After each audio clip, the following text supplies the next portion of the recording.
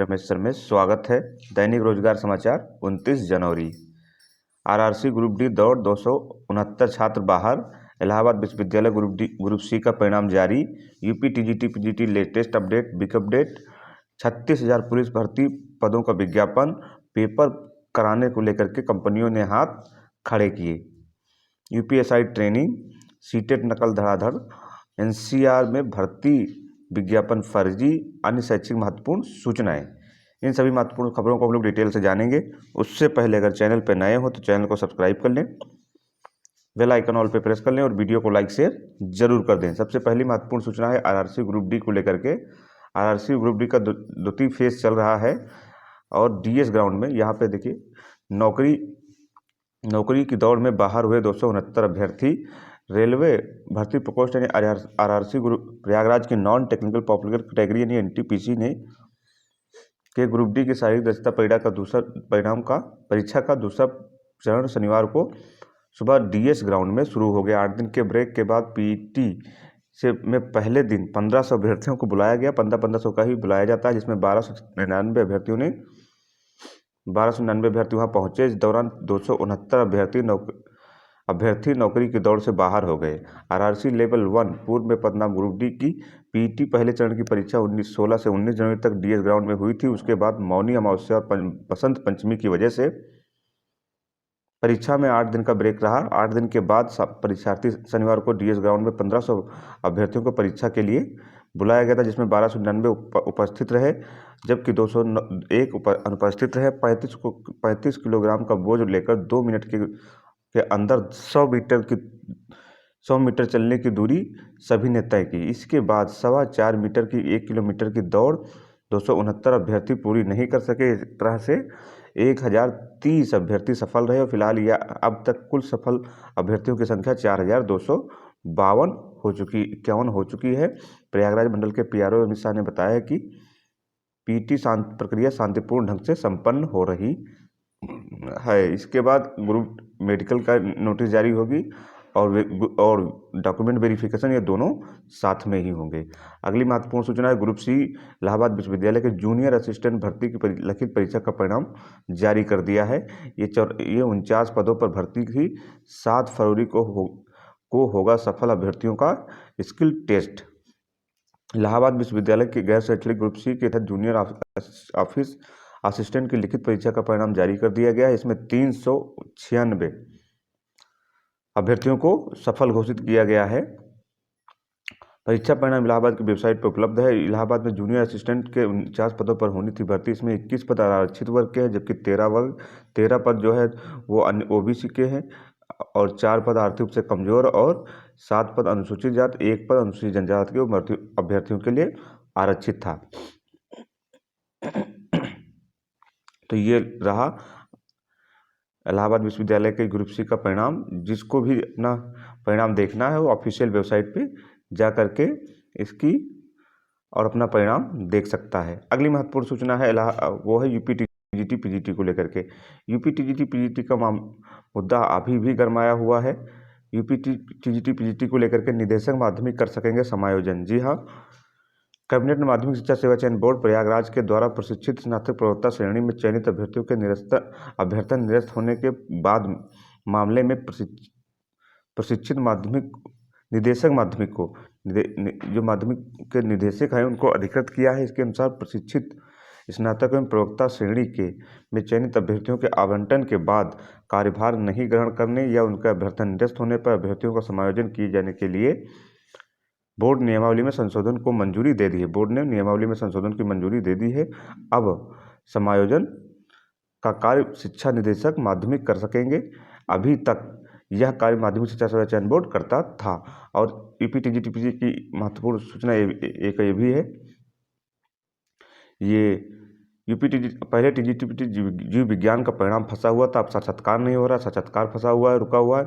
उत्तर प्रदेश माध्यमिक शिक्षा सेवा चयन बोर्ड ने 35 प्रशिक्षित स्नातक शिक्षक भर्ती जीव विज्ञान 2011 की लिखित परीक्षा का परिणाम जारी कर अनुपालन आख्या हाईकोर्ट को सौंप दी, लेकिन इसमें सफल अभ्यर्थियों को साक्षात्कार का अनिश्चित अभी भी बना हुआ है। चयन बोर्ड में वर्तमान में कोई सदस्य न होने के कारण साक्षात्कार की तिथि घोषित नहीं की गई है। सचिव ने कोर्ट में बताया कि बोर्ड में सदस्य आने पर साक्षात्कार कराया जाएगा। चयन ने 2021 में प्रशिक्षित स्नातक शिक्षक भर्ती के लिए विज्ञापन निकाला था, जिसमें जीव विज्ञान के 83 पद थे। परीक्षा 17 जून 2016 को कराई गई थी। अन्य विषयों में परिणाम घोषित कर दिया गया, लेकिन जीव विज्ञान का परिणाम जारी नहीं किया गया। टीजीटी जीव विज्ञान संघर्ष मोर्चा के अध्यक्ष जितेंद्र यादव ने बताया कि करीब 5 वर्ष तक यह परिणाम घोषित नहीं किए जाने पर हाईकोर्ट ने याचिका लगाई गई। हाईकोर्ट के चयन बोर्ड ने 8 जनवरी को यह परिणाम 2023 को घोषित किया। अब साक्षात्कार लटका हुआ है और साक्षात्कार अनिश्चित काल के लिए लटका हुआ है। अगली महत्वपूर्ण सूचना है वो है 36,000 पदों पर पुलिस भर्ती विज्ञापन जारी होने वाला है, परंतु जो निविदाएं मांगी गई हैं सभी कंपनियों ने पेपर नकल माफियाओं के डर से पेपर कराने से हाथ खड़े कर दिए हैं। सभी की सभी कंपनियां हाथ खड़े कर दिए एग्जाम कराने को लेकर के। सिपाही भर्ती परीक्षा से बच रही कंपनियां, जी हाँ, नकल परीक्षाओं नकल माफियाओं का खौफ देश में नामचीन कंपनियों ने जताई परीक्षा कराने में असमर्थता, फिर टेंडर कराने की तैयारी के है। सिपाही भर्ती लिखित परीक्षा में मुश्किल आने लगी है। परीक्षा कराने वाली कंपनियां इसका काम लेने से पीछे हट रही हैं। 6 माह पूर्व एक कंपनी ने टेंडर डाला था, अब वह भी काम नहीं करना चाहती। चर्चा है कि कंपनियों को पेपर लीक गिरोह और नकल माफियाओं का डर सता रहा है। सुरक्षा एजेंसियों और कंपनियों की परीक्षा की गोपनीयता बरकरार रखने की तमाम कवायदों पर नकल माफियाओं की सक्रियता भारी पड़ रही है। उत्तर प्रदेश पुलिस भर्ती बोर्ड या प्रोन्नति बोर्ड करीब 36,000 सिपाहियों की सीधी भर्ती की लिखित परीक्षा कराने के लिए कायदाई संस्था का चयन करने की निविदाएं आमंत्रित की थी। अनुमान है कि करीब 20 लाख अभ्यर्थी आवेदन कर सकते हैं।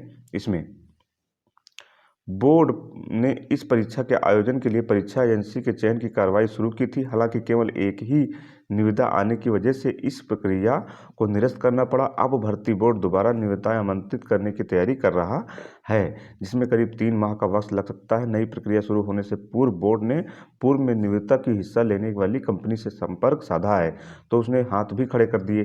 दरअसल कंपनी में कुछ माह पूर्व एक अन्य पुलिस भर्ती की परीक्षा कराने का काम लिया था। परीक्षा के दौरान पेपर लीक होने से खासी किरकिरी हुई थी, जिसको लेकर के बाद में कंपनी प्रबंधन ने भर्ती परीक्षाओं से दूरी बनाना उचित समझा। पिछली बार एकमात्र निविदा आने की वजह से प्रक्रिया निरस्त करना पड़ा था। बोर्ड फिर से निविदाएं आमंत्रित करने जा रहा है। उम्मीद है कि इस बार कुछ कंपनियां अपनी रुचि दर्शाते हुए लिखित परीक्षा का जिम्मा लेना चाहेंगी। ये उत्तर प्रदेश पुलिस भर्ती प्रोन्नति बोर्ड के अध्यक्ष RK शर्मा जी बोल रहे हैं। अगली महत्वपूर्ण सूचना है वो है UPSI को लेकर के और सीटेट नकल माफियाओं को लेकर के है। यूपीएसआई को लेकर के सबसे पहले सीटेट बात कर लेते हैं। सीटेट 3 केंद्रों पर 5 महिला सॉल्वर गिरफ्तार किए गए हैं। सेंट्रल टीचर एलिजिबिलिटी टेस्ट यानी सीटेट ने शनिवार को दूसरे स्थान पर परीक्षा देने वाली 5 महिला सॉल्वरों को पकड़ लिया गया। पुलिस ने इन्हें जमानत तो दे दी, पर मामले की तह तक पहुंचने के लिए STF को लगा दिया। बंथरा, गोमती नगर, विस्तार और सैदपुर इलाके के परीक्षा केंद्रों पर पकड़ी गई ये महिलाएं। STF ने 2 दिन पहले बंथरा स्थित सुल्तानपुर फाउंडेशन परीक्षा केंद्र में एक सॉल्वर व एक अभ्यर्थी को गिरफ्तार कर जेल भेजा था। तब से परीक्षा केंद्र के व्यवस्थापक व स्टाफ सतर्क थे। शनिवार को केंद्र तक पहुंची 3 युवतियां शीलू, संगीता और रुचि के कागजात संदिग्ध मिलने पर STF को सूचना दी गई। पुलिस की कड़ाई से पूछताछ में तीनों सॉल्वर होने की बात कबूल की। इनके जरिए ही पता चला कि AP कंप्यूटर्स परीक्षा केंद्र सैदपुर में सोन कुमारी की जगह जूली व सिस्टा कम्युनिकेशन की सविता की जगह अन्य महिला परीक्षा देने पहुंची है। उन्होंने भी तत्काल दबोचा गया। हजार रुपए की डील की गई। आरोपी युवतियों ने बताया कि परीक्षा देने के एवज में 1,000 रुपये लिए थे। ये सभी इंटर और स्नातक की छात्रा हैं। अब सवाल है कि बतौर सॉल्वर क्यों शामिल हो रही थी, जबकि परीक्षा उनके स्तर से काफ़ी ऊपर है।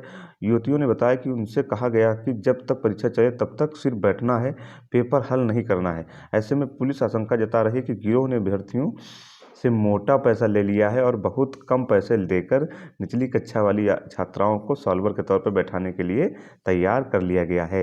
ये है पूरा राज किस तरह से नकल की जा रही है सीटेट में। और अगली महत्वपूर्ण सूचना है वो है यूपीएसआई को लेकर के ट्रेनिंग को लेकर के सरकार काफ़ी सतर्क है, गंभीर है। वो विभिन्न ट्रेनिंग सेंटरों की जो क्षमताएं हैं उनको दोगुनी कर रही है। सीतापुर पुलिस प्रशिक्षण महाविद्यालय की क्षमता दोगुनी करने की मंजूरी मिली है और इसी तरह से सीतापुर के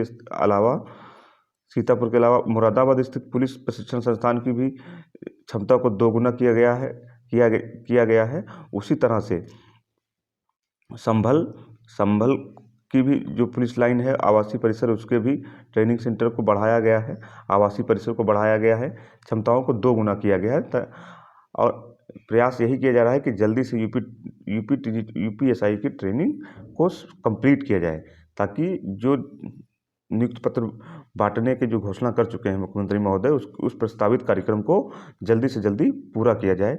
अगली महत्वपूर्ण सूचना है एनसीआर को लेकर के धोखाधड़ी का सिलसिला लगातार चलता ही रहता है।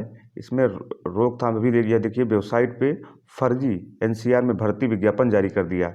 वेबसाइट पर एनसीआर में भर्ती का फर्जी विज्ञापन जारी कर दिया।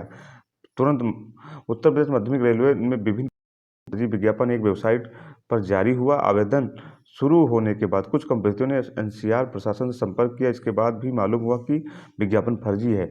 मामला विज्ञान में आने के बाद एनसीआर प्रशासन ने किसी भी वैकेंसी के विज्ञापन जारी करने को लेकर इनकार कर दिया। एनसीआर के एनसी पीआरओ डॉक्टर मालवी ने बताया कि भर्तियों की सूचना देने वाली जो ये वेबसाइट है, ये mpcareer.in पर उत्तर माध्यमिक रेलवे में संबंधित सूचना प्रसारित की जा रही है। यह सूचना गलत है। उत्तर माध्यमिक रेलवे ऐसा कोई विज्ञापन नहीं निकाला है।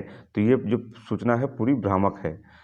अगली महत्वपूर्ण सूचना है यूपी बोर्ड को लेकर के। यूपी बोर्ड की जो प्रयोगात्मक परीक्षाएं वो 6 जिले में स्थगित कर दी गई हैं। AQTU के MBA और MCA की परीक्षाएं भी 10 से AQTU कराएगा। तो ये रहा महत्वपूर्ण सूचना है जो विभिन्न रोजगार समाचार। एक और महत्वपूर्ण सूचना है वो है संविदा कर्मियों के 75 साल तक कर सकेंगे नौकरी। रोडवेज में संविदा पर तैनात होने वाले अफसर और कर्मचारी 65 साल तक अपनी नौकरी कर सकेंगे। इस दायरे में संविदा चालक परिचालक भी आएंगे। यह व्यवस्था 1 फरवरी से लागू हो जाएगी। इस संबंध में प्रबंधन निदेशक ने सभी क्षेत्रीय प्रबंधकों को पत्र भेजा है। इस छूट का फायदा सेवानिवृत्त होने वाले अफसरों और कर्मचारियों को भी मिलेगा। इस फैसले में उन्हें 5 सालों संविदा पर नौकरी रखने का अवसर मिल सकेगा। ये अच्छी बात है। तो ये रही कुछ महत्वपूर्ण खबरें जो विभिन्न रोजगार समाचार पत्रों पर छाई हुई हैं और विद्यार्थियों के लिए महत्वपूर्ण है। चैनल पर नए हो तो चैनल को जरूर सब्सक्राइब कर लें, बेल आइकन ऑल पे प्रेस कर लें और वीडियो को लाइक शेयर जरूर कर दें। पूरा वीडियो देखने के लिए धन्यवाद।